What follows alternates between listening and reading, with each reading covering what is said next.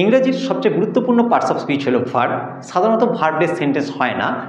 বাক্যে ভার্ব ব্যবহার করতে গিয়ে আমরা অজান্তে অনেক সময় অনেক রকমের ভুল করে ফেলি।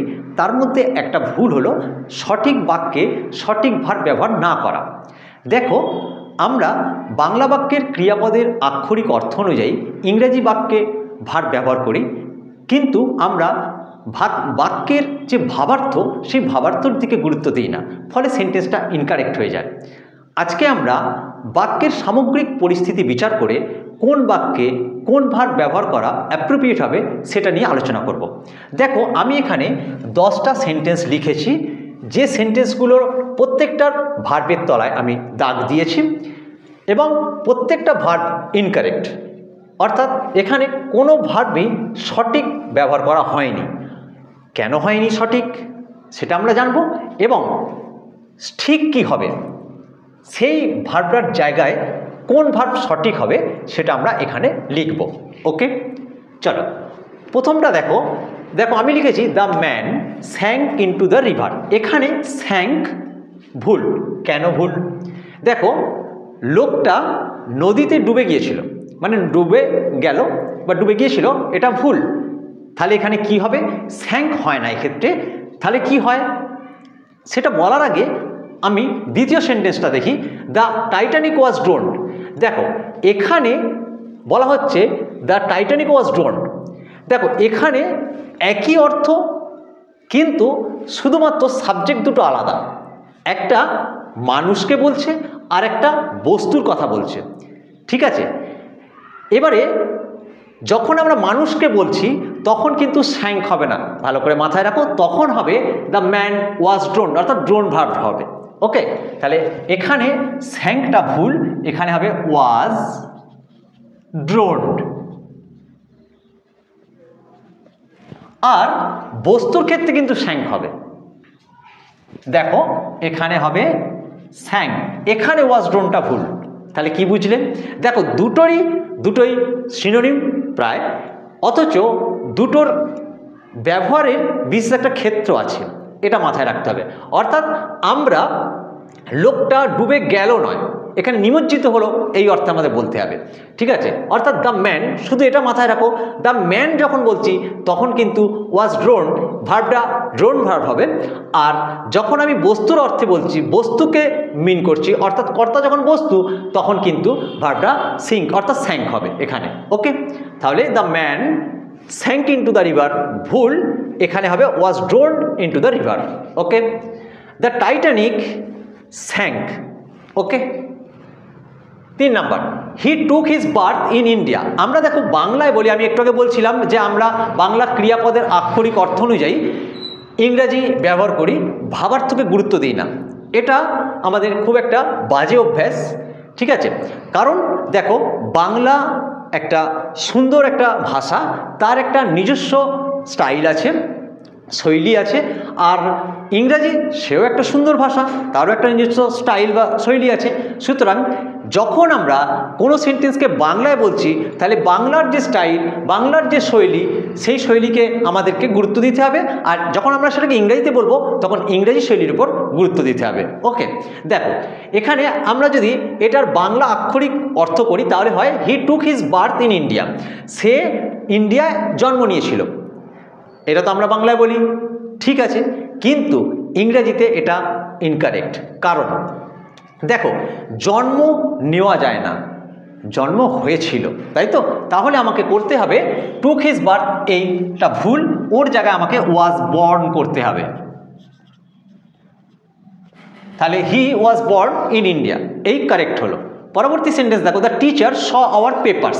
দেখো, সি মানে দেখা, দেখা বলতে একদম জাস্ট দেখা এরকম। তা আমরা ধরো দেখলাম এটা একটা বোর্ড, এতে অনেক কিছু লেখা আছে, দেখলাম, কিন্তু একটা পেপার যখন টিচার দেখে, তখন কি সে জাস্ট দেখে এটা একটা পেপার? এরকম তো নয়, জাস্ট দেখা, এটা সি, ঠিক আছে, কিন্তু সেটাকে পরিষ্কার ভালো করে খুঁটিয়ে খুঁটিয়ে দেখা, এক্সামাইন করা, ঠিক আছে? তাহলে সেক্ষেত্রে স হবে না, তাহলে কি হবে? Looked over. দেখো, এখানে লুক ওভার হবে, আর এখানে স আছে, পাস্টে আছে, তাই আমরা লুকড ওভার করব, তবেই ভার্বটা কারেক্ট হবে। ওকে, তাহলে the teacher looked over our papers. Okay, এরপরে Samir does not care for money. দেখো এর বাংলাটা ভাবো, দেখো সমীর যত্ন করে না টাকার। ঠিক আছে, আমরা তো বলি কারেক্ট, কোনো সমস্যা নেই, কিন্তু ইংরেজিতে এটা ইনকারেক্ট। কেন? দেখো এখানে বলতে হবে, ইংরেজিতে হবে যত্ন নেয় না, অর্থাৎ Samir does not take care, does not take care হবে টেক কেয়ার। আবার দেখো টেক কেয়ার মানি, এখানে ফর হয় না, take care of his money, তাহলে Samir take care of his money, তবেই আমার এই সেন্টেন্সটা ইংরেজিতে কারেক্ট হলো, কারেক্ট ভার্ব ইউজ হলো এখানে, না হলে কিন্তু এটা ইনকারেক্ট ছিল। ওকে, ভুল ছিল। তাহলে সেন্টেন্সটা কী হলো? Samir does not take care of his money. পরবর্তী সেন্টেন্স দেখো, I don't speak a lie. দেখো স্পিক মানে জোরে জোরে বলা, স্পিকারের মতো জোরে জোরে বলা, কিন্তু এখানে এরকম নয়, আই ডোন্ট স্পিক আ লাই এটা কারেক্ট নয়, স্পিক এখানে হবে না, এখানে টেল বসাতে হবে। ঠিক আছে, অর্থাৎ স্পিকের জায়গায় টেল হবে, I don't tell a lie.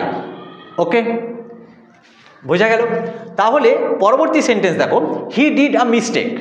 দেখো আমরা বাংলায় বলি সে একটা ভুল করেছিল, ঠিক আছে কারেক্ট বাংলায়, কিন্তু ইংরেজিতে এখানে ডু ভার্ব হবে না, এখানে হবে মেক ভার্ব, অর্থাৎ হি মেড আ মিস্টেক। বোঝা গেল? পরবর্তী সেন্টেন্স দেখো, হি গেভ মি আ ভিজিট। দেখো ডাক্তারবাবু বললেন যে সে আমাকে ভিজিট দিয়েছিল, এটা কারেক্ট বাংলায়, কিন্তু ইংরেজিতে ভুল, এখানে হবে পে করেছিল, অর্থাৎ পে ভার্ব, পাস্টে হবে paid. Okay, he gave me a visit ভুল, তাহলে he paid me a visit. Clear? পরবর্তী সেন্টেন্স দেখো, I said him a fool. এখানে I said him a fool, said এখানে হবে না, এখানে হবে কল, অর্থাৎ আই কল্ড। দেখো ব্যবহারগত একটা সূক্ষ্ম পার্থক্য আছে, এই পার্থক্যটা আমাদের গুরুত্ব দিতেই হবে। ঠিক আছে, তাহলে এখানে কি হবে? I called him a fool. ঠিক আছে, ওকে।